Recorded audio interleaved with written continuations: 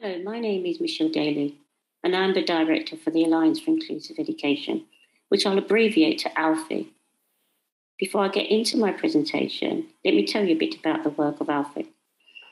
ALFI is a national disabled people's organisation led by disabled people based in the UK, focused on educating the wider public on inclusive education within mainstream settings for all disabled people and for it to be considered as a human right. I'll focus my presentation around education because the topic is relevant to the work of ALFI. In my presentation, I will demonstrate why we must stop promoting special, segregated education as the answer to abuse of all disabled people. And I'll also look at how the education segregation of disabled people can reinforce other forms of discriminatory practices. I intend to cover 3 areas in my presentation. We will look at education exclusion and abuse of disabled women and girls. We'll also have a brief look at inclusive education as a human right. And finally, how do we mainstream intersectionality, disability, and gender equality to promote justice with respect in education? So let's look at the first point. So we know that disabled women and girls are more likely to be the target of abuse, violence, denied responsibility, and less likely to have power over our own lives. We are disproportionately disadvantaged in education, employment, health, and the list goes on. So let's look at some research. In 2017, Ofsted, Office for Standards in Education, Children's Services and Skills, they are a non-ministerial department of the UK government. They estimated that disabled children are over 3 times more likely to be abused or neglected than non-disabled children. In another report published by Department for Education, which I'll abbreviate to DFE, in 2019, titled School Exclusion, a literature review on the continued disproportionate exclusion of certain children, highlighted the gender discrimination in English schools.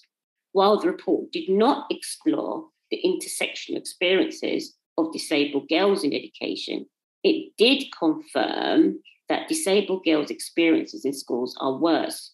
For instance, disabled girls in education are exposed to a higher rate of exclusion than their non-disabled peers, and this is often related to being bullied.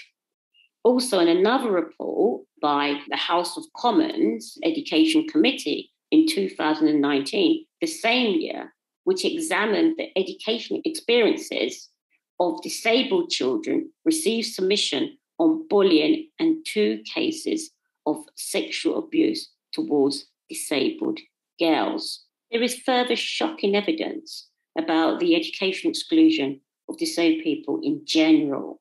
Back in 2017, DFE reported that disabled children accounted for half of all permanent exclusions. Pupils with education, health, and care plan, or with a statement of special educational need, had the highest fixed period exclusion rate at 15.93%. This is over 5 times higher than pupils with no statement. Also, research carried out by Ambition about autism found that 56% of children and young people with autism have been sent home from school for unlawful exclusions. These unlawful practices of exclusion is robbing all disabled children the human right to education, but also reinforcing other forms of discriminatory practices towards us within society. I'm just going to quickly mention violence by other provisions. We know that lessons still have not been learned from the horrific case that took place in Winterbourne View Care Home and the abuse inflicted on disabled residents. These individuals, they were restrained and teased and harassed. Also, In just this week alone, Sky News reported the rise in sexual violence against disabled women in England, which has more than doubled in the last 6 years. In response to the injustice, disabled women and girl activists are amplifying their voices using different platforms to share their stories.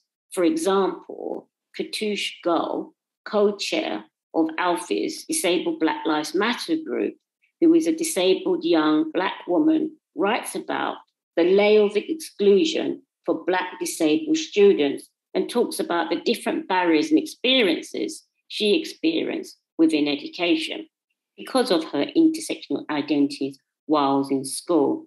I want to briefly draw our attention to human rights models now. Firstly, I must say that I'm not a legal expert, but for the purpose of this presentation, I want to highlight the relevant legal instruments. A significant convention for disabled people is the UN Convention on the Rights of Persons with Disabilities, because it focuses on promoting and protecting all disabled people's human rights. The UN Convention on the Rights of Persons with Disability was introduced in 2006, recognising gender equality and children's rights. There are other relevant conventions, such as Rights of the Child, the Convention on Elimination of Discriminations Against Women, and the Convention on Elimination of Racial Discrimination. These conventions enable a more comprehensive human rights-based approach to understanding discrimination that disabled women and girls face.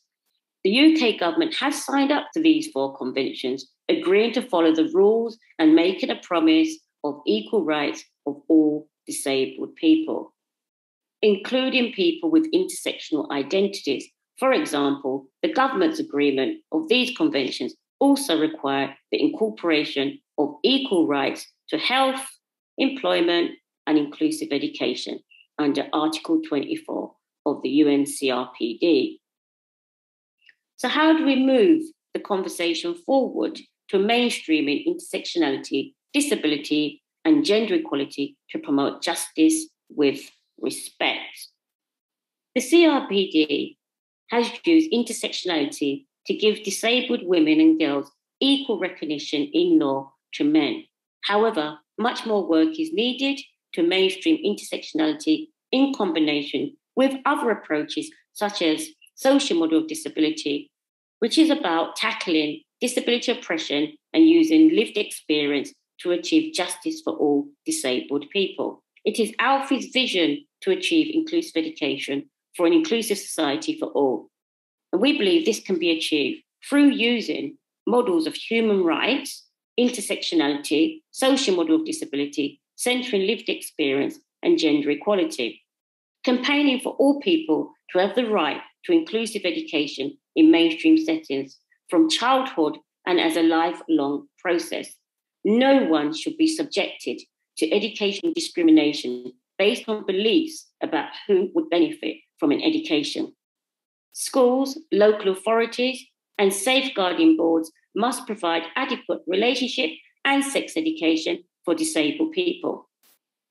Equality training and education on gender, disability, intersectionality must be mandatory and not optional.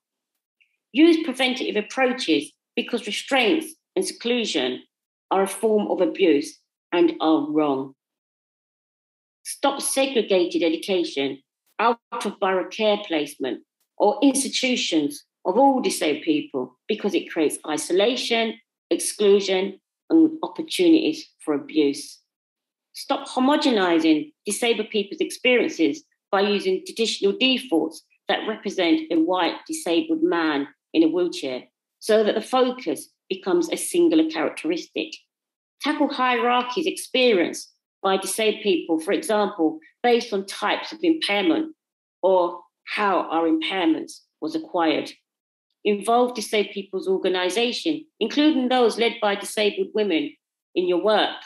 Build the skills and capacity of disabled women and girls to take leadership roles and claim our own rights.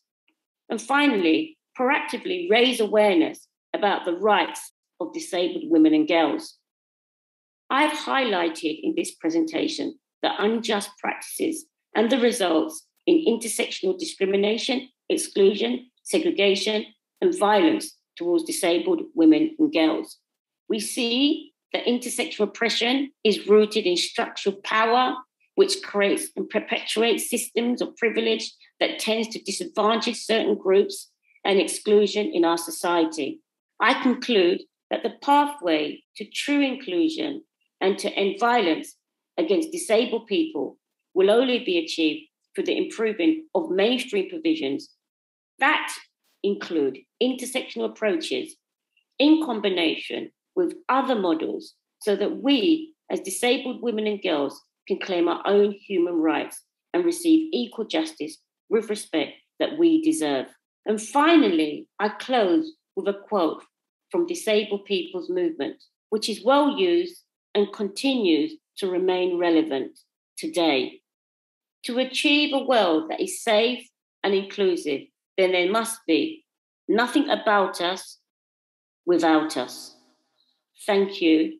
And for more information about Alfie's work, please check out our website and enter #Alfie.